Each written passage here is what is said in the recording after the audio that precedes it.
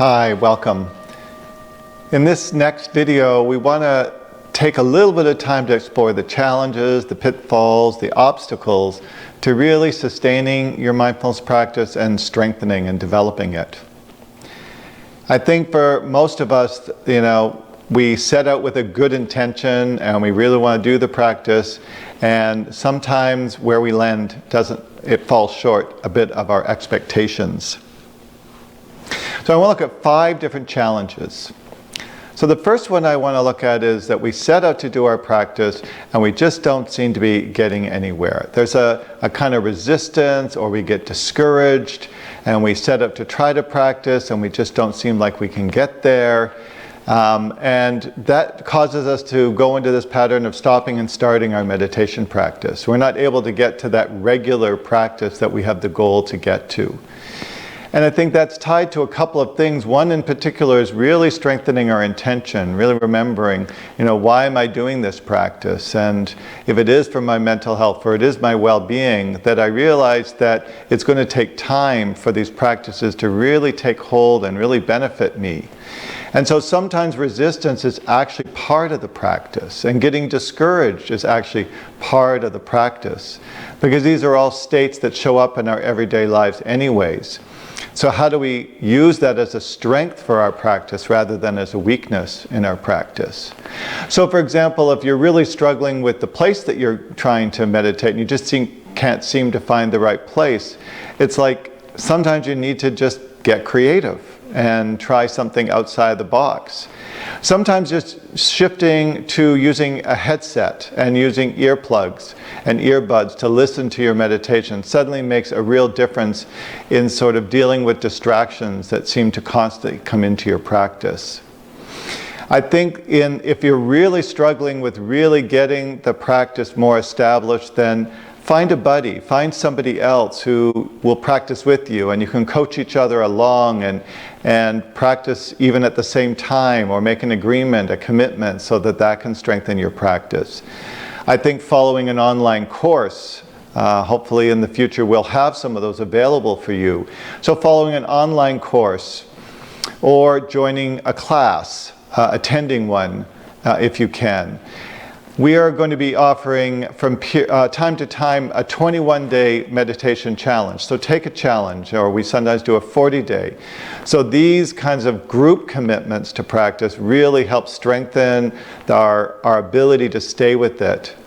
Most of the people in our community find that it's the group practice that ends up being one of the strongest catalysts to strengthen the practice.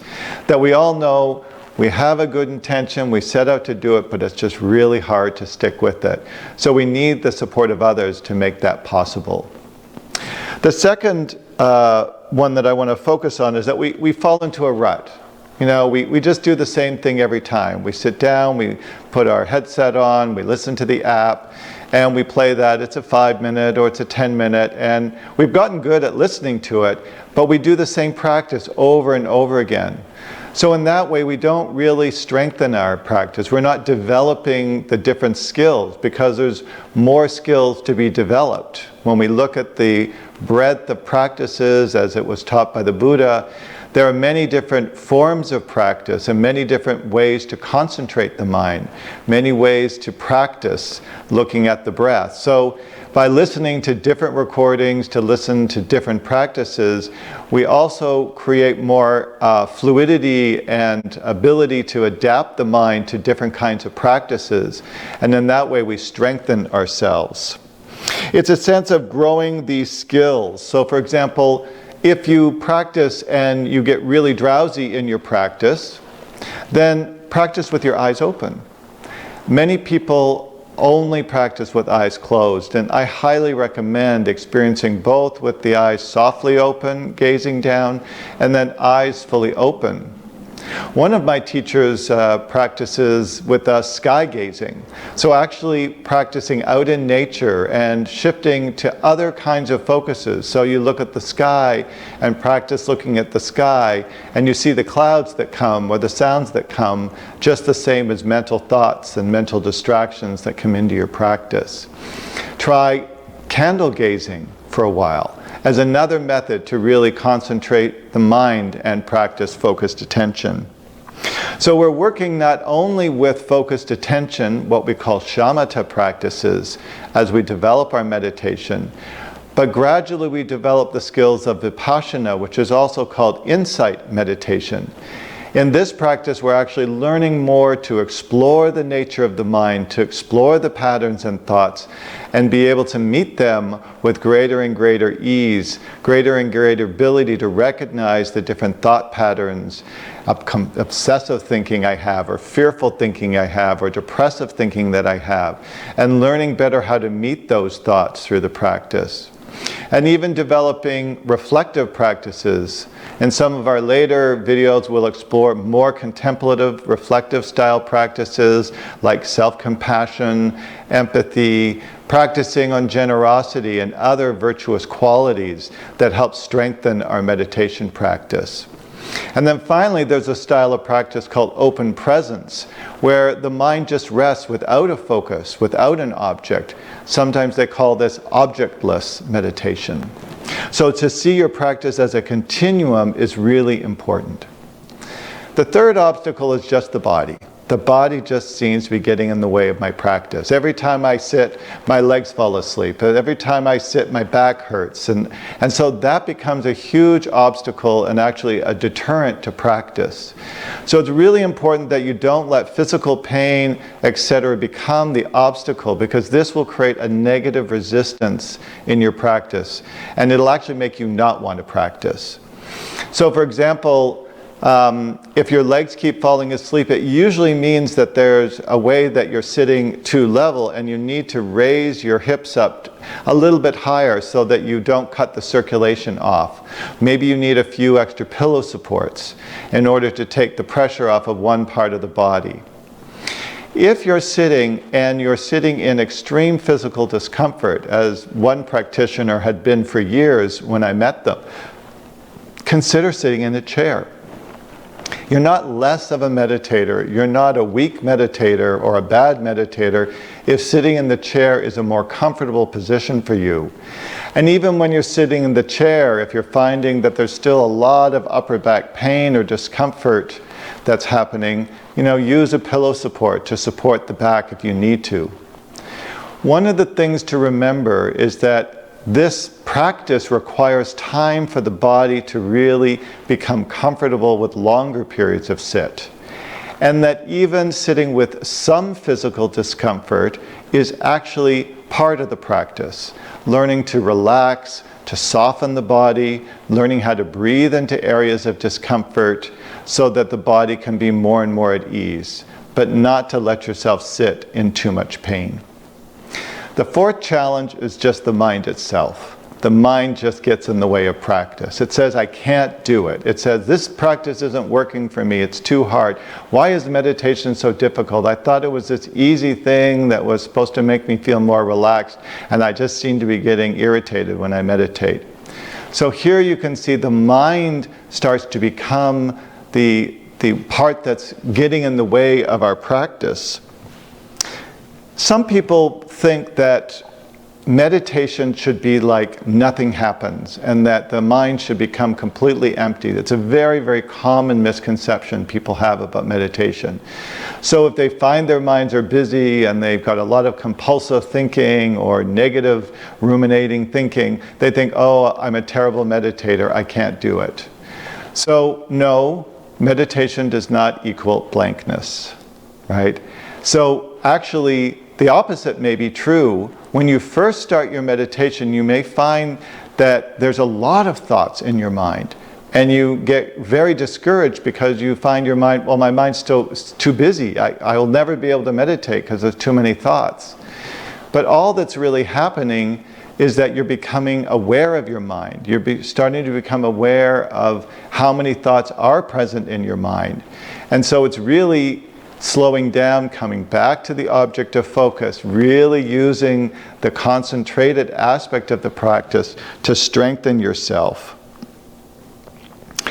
The other thing that we'll explore in later videos is that we're also developing other reflective practices to help us with these kinds of distracted thoughts, of obsessive compulsive thinking and these kinds of patterns of thinking.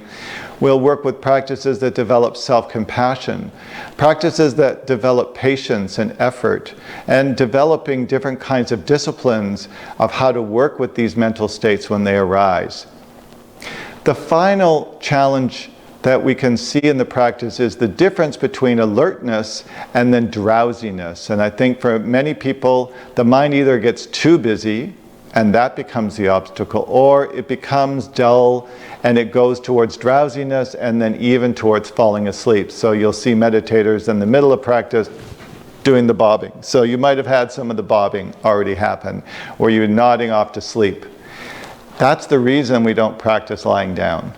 It's much harder to fall asleep when you're sitting upright. A funny story. I was once sitting in a long-time retreat with seasoned meditators, and one of the seasoned meditators fell asleep. And we were all sitting, and he fell this way, and it went doom, doom, doom, doom. And 5 people all got knocked off their cushion. It was a very funny moment in long-time retreat. So drowsiness is actually one of the big obstacles to our practice. So when you find your mind very, very sluggish, if you find you have the kind of mind that does go towards dullness and sleepiness, then I really recommend practicing with eyes fully open as an antidote to this kind of mind. So the final thing is that in this practice we can reach a kind of resistance. And I think that it's coming back again and again, remembering, why do you do this practice? What brought me to this practice in the first place? Because this is a part of the practice, is to remember why you're here. Alan Wallace says that through the practice, we develop these 3 qualities of awareness, or 3 qualities of mind and body that come from the practice. The first one is we develop relaxation. We learn how to be more at ease in the body learns to relax, and this actually translates into our lives. We actually can remember, as we come back to the breath, we remember those moments in meditation where we were relaxed, where we were at ease, and we start to remember those in everyday moments. The second is a kind of stillness. The mind becomes more quiet. And this quietness creates greater mental but also emotional ease within our state of being. And so this stillness, this quiet, becomes a resource that we can rely on. And the final quality is vividness, that actually we become sharper, brighter. There's more clarity. We actually can see things more clearly, and we can observe things arising more easily. So these are things we can look forward to as our practice develops. So I'd like to guide us in a short reflection to really come back to the very ground that we need to come back to again and again. We could say it doesn't matter how many times you come back. What matters is that you come back. So take a moment to just come back. Come back to this moment. Come back into the breath body. We're learning to make a home, a space to be, where we can develop this quality we call presence, our ability to be with things. In this quality of being, we begin to become aware of patterns that may be deluded, or fearful, or obsessive. We can become aware also of an ability to let go, to not latch on to these mental states, but to draw upon the strength of our practice, the awareness of this moment, the unfolding moment, and learn to let go. So as you relax here, knowing how to come into your posture now, knowing how to come home to your breath, I want you to come home to why you practice.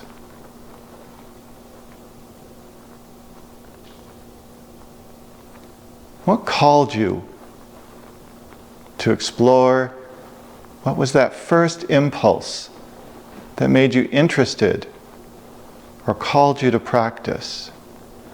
Or if you've been practicing for a while, perhaps that has changed. What has your intention become?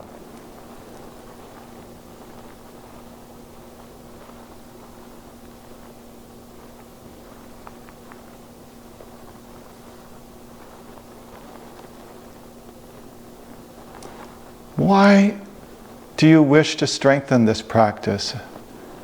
In whatever way you want to develop your practice, really reflect on that. Reflect on how you wish to develop your practice. What's the way you want to strengthen your practice right now? What's one way that you can imagine deepening your practice at this time?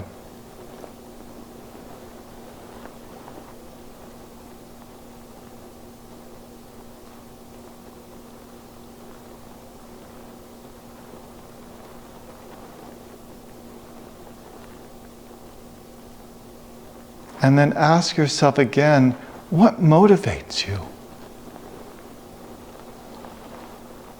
What makes this practice important for you?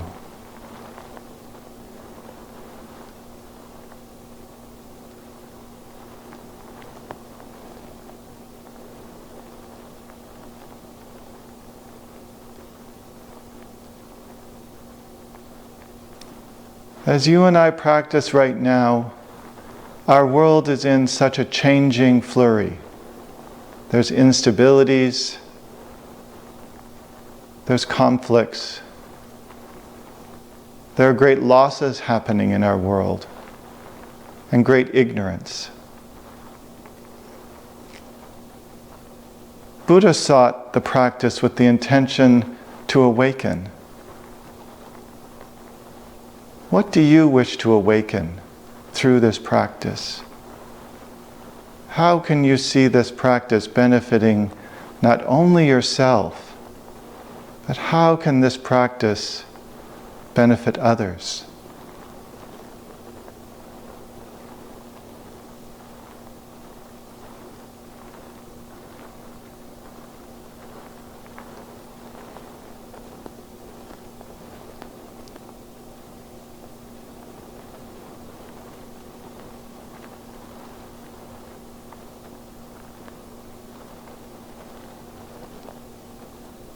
In traditional meditation traditions, at the end of the practice, we think about others. We wish that the benefits of our practice may reach out to others. Really, our practice of meditation helps us to develop good qualities, inner strengths, and skills that enable us to transform. In whatever way your practice transforms you in your life, I invite you to wish that others have the same good fortune, that others have the same opportunity as you to learn these wonderful skills.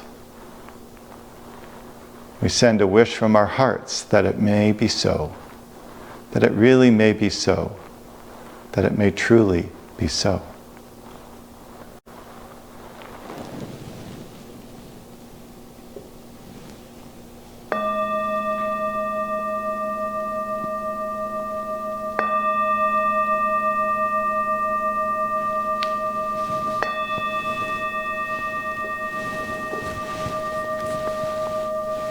Thank you.